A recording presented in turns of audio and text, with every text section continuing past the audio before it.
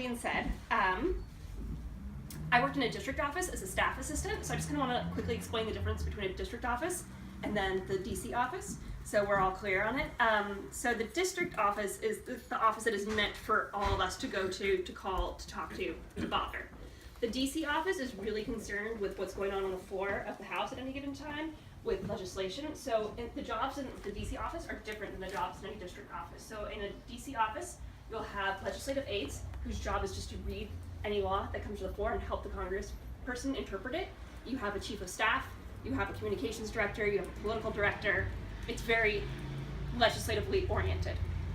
In the district, you have people who are staffers, but in a different way. So each staffer in a district office is assigned a certain number of issues, and then they work with community groups on those issues. So their job is to work in the district and then communicate that information to those in DC doing the legislation.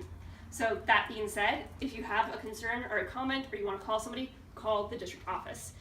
Also, if you want to send mail, send it to the district office. Any mail going into DC has to be irradiated and then pass through security, and it takes 4 weeks for your mail to get to the DC office, and opposed to if you wanted to send it to the district office. So I was a staff assistant for the congressman directly, so if anybody's seen Veep, you know how Tony Hale joked that he was the bag man? I was her bag man. I carried her purse. I carried bottles of water. I drove her around in my car.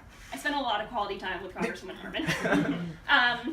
So that being said, my job when I wasn't basically being her personal assistant and escorting her around the district was to answer phones for the office. And our office, we had a rule, it depends on which member of Congress you talk to. We didn't want interns answering the phone.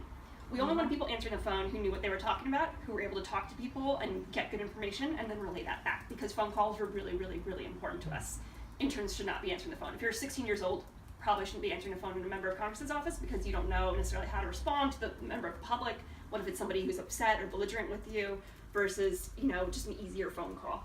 So that being said, I spent a lot of time on the phone with people, like all of my time. And that was also when the BP oil spill happened. So I had a lot of angry people calling about oil spills who were not members of the district. And it was very difficult to explain to them that why I deeply felt for them about a BP oil spill. They had to call their congressperson in Louisiana because that's what was going to help them.